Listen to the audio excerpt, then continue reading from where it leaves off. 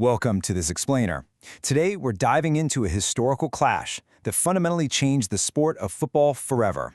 We're looking at a definitive turning point, a moment in time when two absolute giants of the European game collided, and the entire tactical landscape was completely rewritten.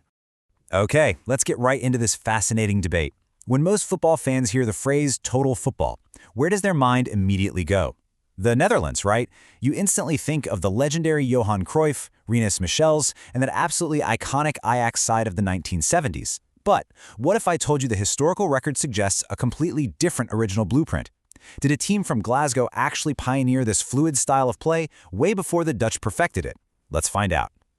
Section 1, Clash of European Titans. To really set the stage here, Jock Stein Celtic, the famous 1967 Lisbon Lions, were just an unstoppable force leading up to this quarterfinal.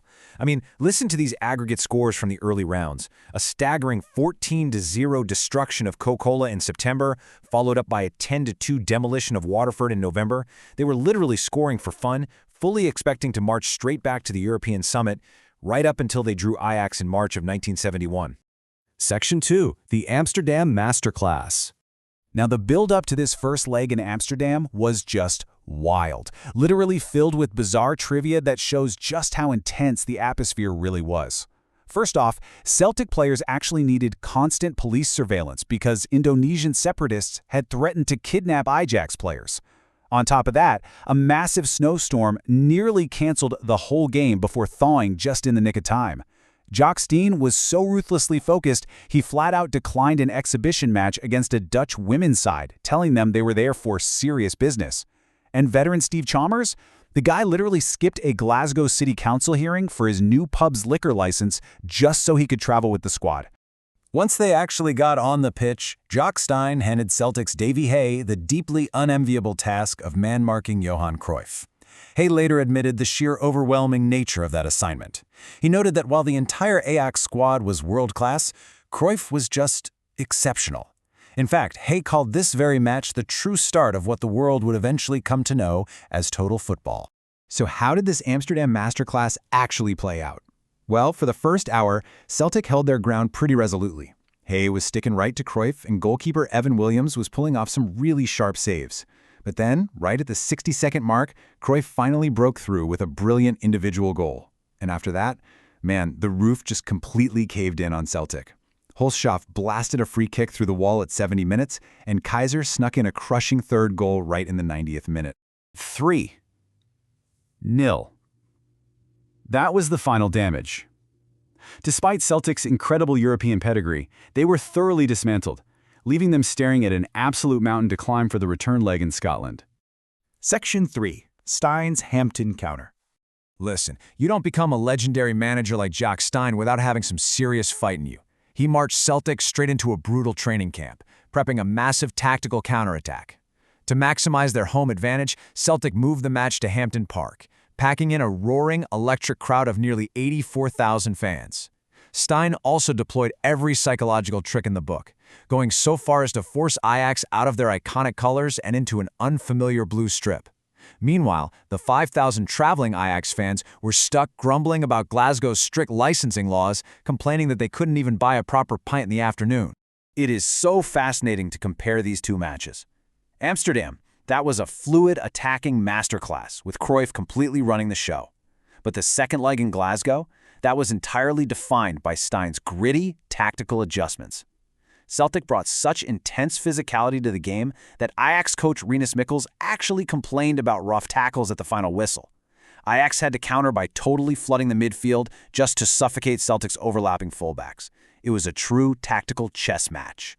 Celtic did end up winning the battle that night 1-0 thanks to a crucial goal from Jimmy Johnstone, but they lost the war. Ajax advanced 3-1 on aggregate. It really felt like a changing of the guard. Ajax would, of course, go on to win the European Cup that year and then win it again for the next 2 consecutive years after that. Section 4, Origins of Total Football. That 1971 tie was undeniably a watershed moment.